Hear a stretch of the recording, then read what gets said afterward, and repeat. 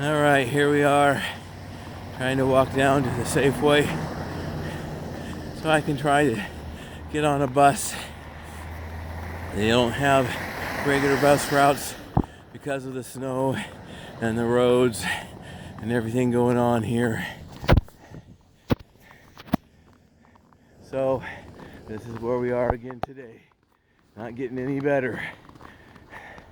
So I'm hoping by the grace of God, blessings come my way so that I can get out of this. It's nice enough to be able to get into a motel for a couple of nights.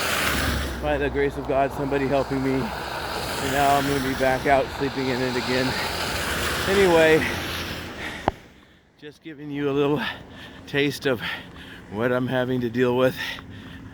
Walking through these slippery paths, trying to get from one place to the next. Anyway, just keep me in your prayers, and thank you for all of you who have already been helping me and praying for me through this journey that I am here on in the streets until God gets this finished. Take care and God bless.